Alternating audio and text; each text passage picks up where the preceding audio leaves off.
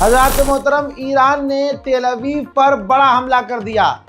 10-10 missile अलग अलग समय पर अलग अलग दाग कर बड़ा हमला किया है। जहां दुनिया यह उम्मीद कर रही थी कि ईरान हार मानेगा और सीज फायर कर लेगा, हथियार डाल देगा, वहां पर उल्टा ईरान ने और बड़े हमले कर दिए। फर्क इतना है कि ईरान ने एक साथ हमले नहीं किए, बल्कि 10 मिसाइल अलग और कुछ देर बाद 10 मिसाइल अलग से इजराइल पर ईरान ने दागी है। अब जो देर रात, आधी रात गुजरने के बाद ईरान ने जो हमला किया है, जो मिसाइल दागे हैं, उसे इजराइल के डिफेंस सिस्टम पूरी तरह से रोकते हुए नजर आ रहे हैं। देखिए। یا اول فر بگیر بده بچه ها بگیر سر موم هست بچه بریم پایین بریم پایین چرا نه بابا دارم میرن یه جای دیگه، ما داریم اینجا.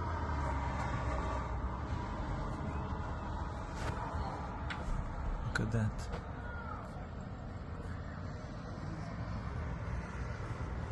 תשמע, אני בשוק. לא הבנתי למה צועקים.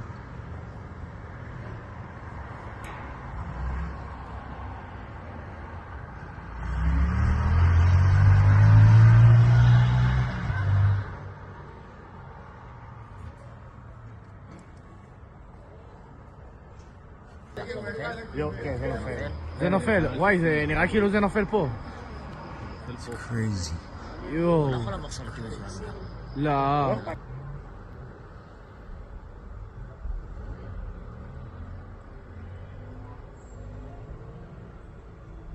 Wow, it's falling down.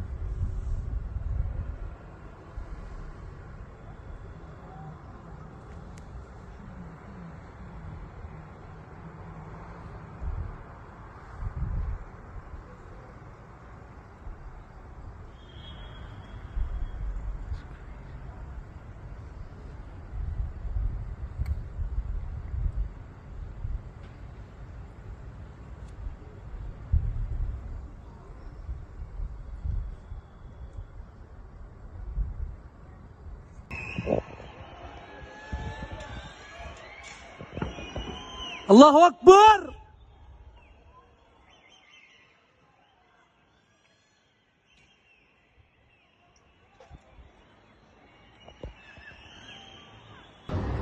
תשמע, אני בשוק.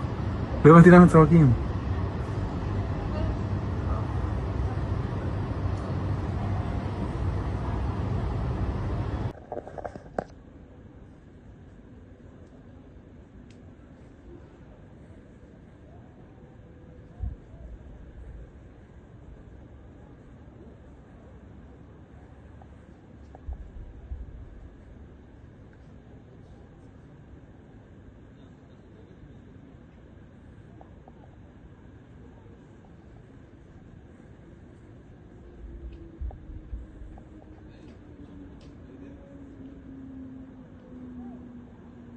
וואו.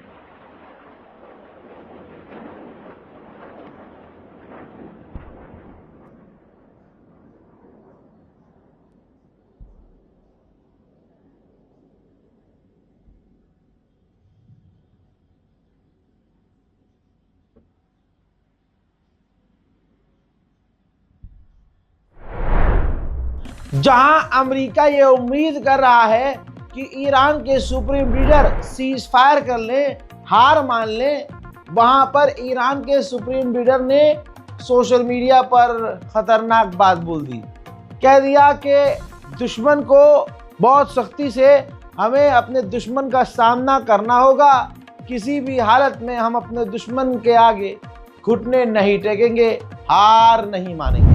एक तरफ सुप्रीम लीडर ये लिख रहे थे, दूसरी तरफ ईरान से जो मिसाइलें आ रही थी जिन्हें इजराइल रोकने की कोशिश कर रहा था, फिर भी वो इजराइल के कई इलाकों में जाकर गिर गई।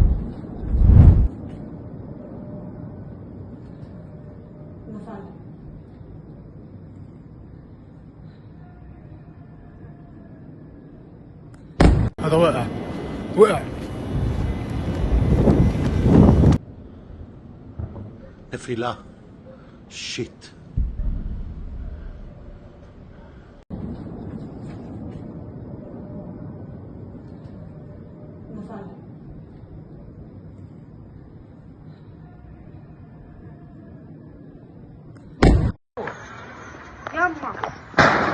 يا في المصنع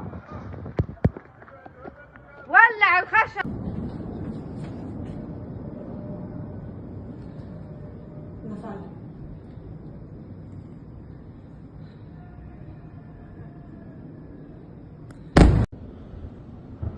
نفيلة شيت.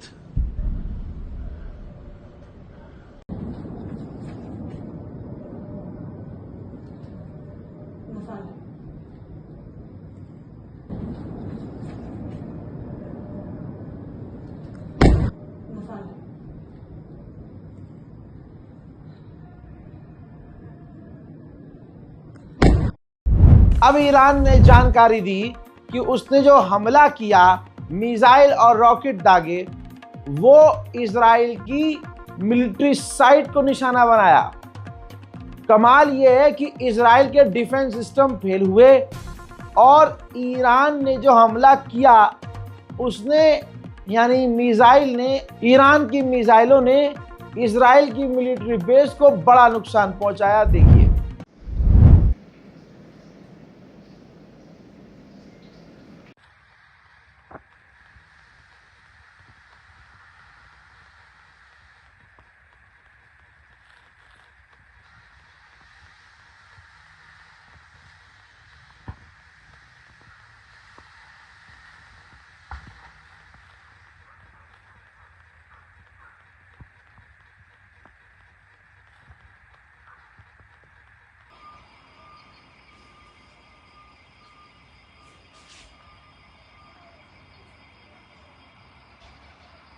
חבר'ה, בשידור חי, בשידור חי. זה המיירט, אני יודע.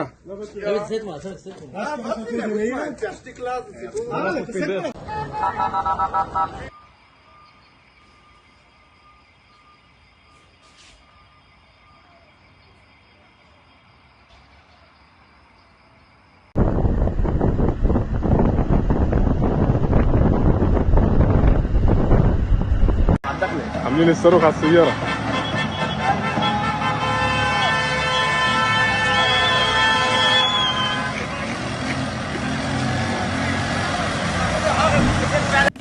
उधर फिलिस्तीनी ईरान की मिसाइलों का मलबा निशानी के तौर पर लाद कर लेकर जा रहे हैं।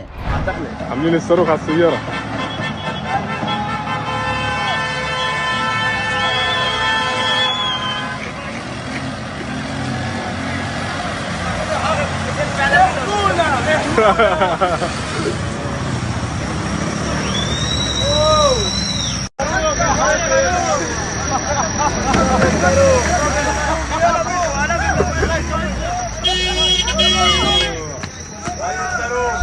कल भी यही हुआ, आज भी एक और बात वही हो गई दोबारा से। इजराइल का एयर डिफेंस सिस्टम पागल हो गया।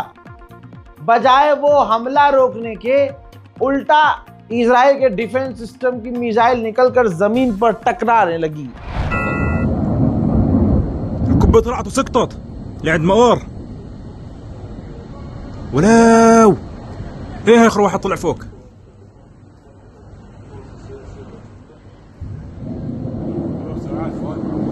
حبيبي. طب ليه فيش زعكوت؟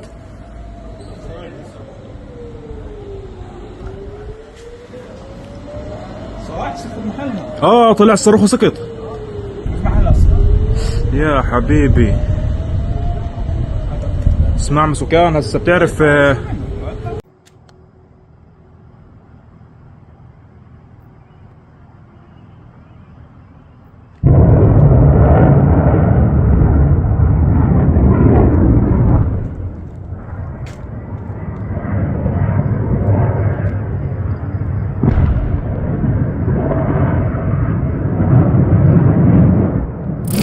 इसके बाद ईरान ने खुद ऐलान करके बताया कि इजराइल के मिलिट्री बेस को हमने निशाना बनाया है। मोहतरम हज़रात, आड़ भक्त जिसको सपोर्ट करते हैं पूरी दुनिया में पहले वो जलील होता है, फिर ये अणवे जो हैं जलील होते हैं। इनका बाप भी पनौती और ये भी पनौती। आपको पता है अनभक्तों के मुंह में जिंदा पेशाब डाल दिया अमेरिका ने।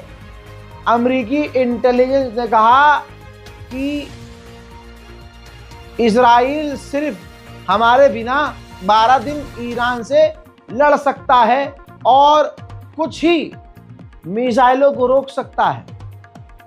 इजराइल अमेरिका के बिना नहीं रुक सकता, नहीं टिक सकता। हालांकि ये बात पूरी दुनिया जानती है, लेकिन खुलकर इजराइल की इंटेलिजेंस का ये कहना ऐसे लग रहा है कि भीड़ में अमेरिका ने इजराइल को जलील कर दिया और अमेरिका की इंटेलिजेंस ने कह दिया कि आप हमारे बिना सिर्फ 12 दिन लड़ सकते हो, आपके पास हथियार भी खत्म हो रहा है।